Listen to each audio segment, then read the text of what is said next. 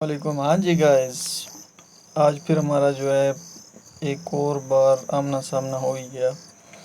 अच्छा, तो आज हम करेंगे जी साइकोलॉजी लेक्चर 36 से 35, 36 और 37।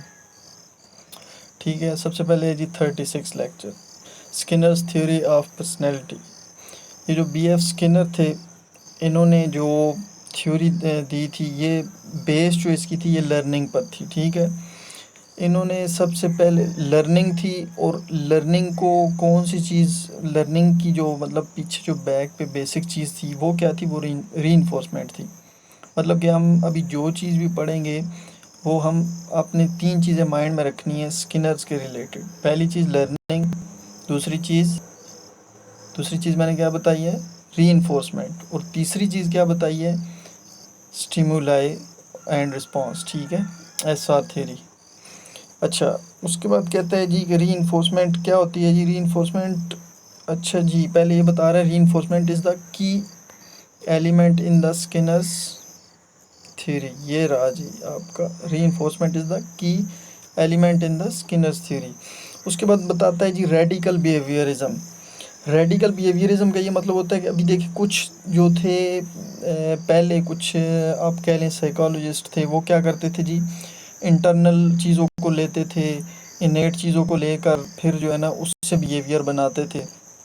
लेकिन इसमें रेडिकल बिहेवियरिज्म शो की, चेंजिंग शो की है स्किनर ने। ठीक है, ये कह रहे हैं कि भाई ये जो है radical behaviourism is the school of thought pioneered by B.F. Skinner that argues that behavior rather than mental states should be the focus of study in the psychology। कहते हैं जी कि जो बंदे का बिहेवियर होता है वो बिहेवियर पे ही डिपेंड करता है, ना कि मेंटल स्टेट्स पर। ठीक है, मतलब कि अंदर जो उस दिमाग के अंदर या कुछ होता है वो नहीं, इनेट बिहेवियर्स नहीं होते। इनेट जो चीज़ें होती हैं उनकी बिना पर नहीं, बिहेवियर की बिना पर होता है। उसके बाद उन्होंने कुछ जो है ना इस चैप्टर में बताई गई हैं कुछ बिहेवियर स्कूल ऑफ थॉट्स के रिलेटेड, कुछ कुछ असम्पशंस थी कि बिहेवियर किस तरह का होता है, उसके रिलेटेड क्या होता है। Behaviour, all behaviour are learned. कोई भी ओवर्ड या ऑब्जर्वेबल वो होता है वो बिहेवियर होता है।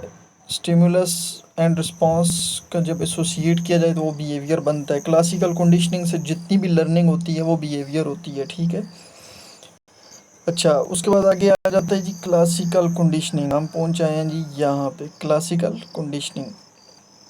अच्छा जी, क्लासिकल कंडीशनिंग की जो मेन क्रेडिट जाता है वो किसको जाता है, पावलोव और वाटसन को। ठीक है, क्लासिकल कंडीशनिंग होती क्या है, classical conditioning is a type of learning that happen unconsciously when you learn through classical conditioning and automatic conditioned response is paired with a specific stimulus।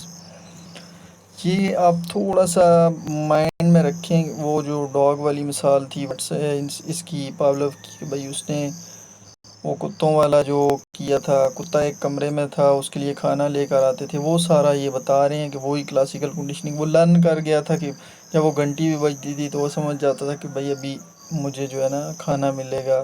ठीक है, उसके बाद अगली चीज़ है एक extinctions. Extinction is the decrease in responding that occurs when the reinforcement following the response no longer occur. उसके बाद जी ये एक्सटिंक्शन जो है ना आपने इसकी डेफिनेशन याद कर लेनी है। उसके बाद है जी रीइंफोर्समेंट। रीइंफोर्समेंट बेसिकली इनकरेजमेंट को कहते हैं। The process of encouragement is called reinforcement. आगे दो टाइप्स की होती हैं, एक होती है जी पॉजिटिव रीइंफोर्समेंट, एक होती है जी दूसरी कौन सी बताई थी, पॉजिटिव रीइंफोर्समेंट, एक बताई थी मटेरियल और सिंबॉलिक रीइंफोर्समेंट। सिंबॉलिक कौन सी होती है, जिसमें कोई सिंबल से, ऑब्जेक्ट से किसी चीज़ को इनकरेज किया जाए, वो होती है। और पॉजिटिव क्या होती है जी, इसमें रिवॉर्ड दिया जाता है बिहेवियर के थ्रू, मतलब कुछ इस तरह रिवॉर्ड दिया जाता है ताकि वो प्रोसेस दोबारा अगेन अगेन करे। ठीक है, अच्छा जी, उसके बाद आ जाते हैं जी ऑपरेंट लर्निंग क्या होती है जी। ऑपरेंट लर्निंग का दूसरा नाम जो बताया जाता है वो है जी इंस्ट्रूमेंटल कंडीशनिंग। ठीक है, ऑपरेंट कंडीशनिंग या इंस्ट्रूमेंटल कंडीशनिंग। अच्छा जी, इसमें बता रहे हैं जी कि operant conditioning sometime refer to as, it is a method learning that employs reward and punishment of the. अच्छा जी, ये एक ऐसा मेथड है लर्निंग का जिसमें रिवॉर्ड और पनिशमेंट मिलकर मतलब एक बिहेवियर बनाती हैं। उसके बाद अगर हम बात करें जी कि स्किनर यूजेस, क्या कह रहे हैं जी, Skinner uses use of the term operant. Operant क्यों यूज़ की ये भी मैंने नीचे बता दिया, ये भी आपने रीड कर लेना है।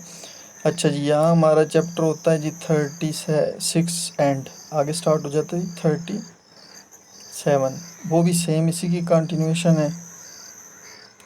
ठीक है, आगे चलते हैं जी। आगे आ जाते हैं जी पॉजिटिव रीइंफोर्समेंट। पॉजिटिव रीइंफोर्समेंट हमने अभी पीछे भी डिफ़ाइन की है, वही सेम चीज़ है। Skinner describe 2 basic reinforcement strategies.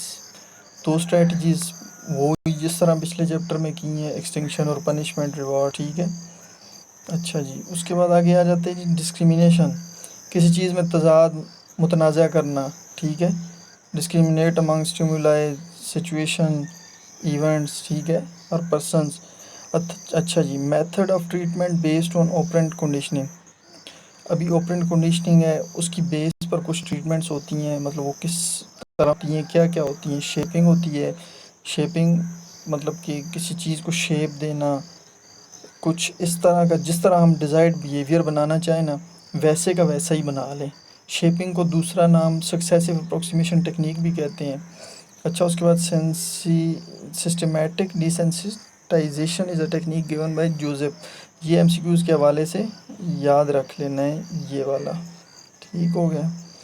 उसके बाद it is used in treatment of phobias and, हाँ जी, ये भी एक ऐसी टेक्निक है कि अगर आप फोबिया, एंजाइटी, इन चीज़ों को कम करना चाहो तो कम कर सकते हो, मतलब किसी किस्म का भी डर हो। आगे है जी एवर्सिव कंडीशनिंग और एजर्शन ट्रेनिंग। एवर्सिव कंडीशनिंग की ये बड़ी ज़बरदस्त मैंने डेफिनेशन लिखी हुई है, इसमें यही बता रहा है कि भाई आप जो है किसी की अगर ट्रीटमेंट करना है, ये सारे हम ट्रीटमेंट के मेथड पढ़ रहे हैं ना कि भाई किस तरीके से करनी है, तो वो कह रहे हैं कि अगर कोई एक ड्रग एडिक्टिव बंदा है, उसकी अगर आपने ट्रीटमेंट करनी है तो आप सिंपली क्या करेंगे जी, आप उसकी ड्रग्स में कोई ऐसी चीज़, कोई नशावर चीज़, मतलब या कोई ऐसी चीज़ कि उससे उसको वोमिटिंग हो या कुछ इस तरह का हो, ताकि वो नेक्स्ट टाइम ऐसा ना करे, नशे से दूर होता जाए, एडिक्शन ख़त्म हो जाए। उसके बाद assertion training. Assertion training helps you to learn how to think and act more assertively, मतलब कि एजर्शन पॉजिटिव, कैसे पोलाइट और पॉजिटिव सोचना है, ये एजर्शन ट्रेनिंग हमें बताती है। ठीक है, आगे है जी बिहेवियर मॉडिफिकेशन, मतलब बिहेवियर में मॉडिफिकेशन कैसे है। It is a technique based on Skinner's work where an undesirable behaviour is to be replaced by a desirable behaviour by using reinforcement. अच्छा जी, रीइंफोर्समेंट की मदद से जब हम किसी बिहेवियर में मॉडिफिकेशन करते हैं तो वो बिहेवियर मॉडिफिकेशन कहलाती है। उसके बाद last and final thing for the chapter number 37 is token economy, and it is most important thing according to exams point of view. Token economy क्या होता है जी? Token economy is a system in which targeted behaviour are reinforced with token. मतलब एक behaviour है, उसको हमने target किया हुआ है, तो हम उसको रीइंफोर्स इनकरेज करना चाहते हैं, तो वो टोकन की बेस पर करेंगे। टोकन वर्ड्स एवर कुछ भी हो सकता है, पैसे हो सकते हैं, कैंडी, कुछ भी, मतलब टॉफ़ियाँ हो सकती हैं। फॉर एग्ज़ाम्पल एक बच्चा है, उससे जी a child may be required to earn 5 tokens which can be exchanged for a larger and preferred items। ठीक है, कि टोकन इकॉनमी की बेस यही होती है कि मतलब ये भी एक अच्छी चीज़ है, टोकन इकॉनमी भी। ठीक है, इसको अच्छा समझा जाता है। ये था जी हमारा आज का 36 और 37 चैप्टर। ठीक हो गया, ये मेन चीज़ें थी, इंतहाई इम्पोर्टेंट। और मुझे उम्मीद है कि मैंने इतना एक आसान करके और आपके लिए इतनी मेहनत करके जो मवाद निकाला है, इंशाल्लाह आपको ये अच्छे से समझ आएगा इंशाल्लाह।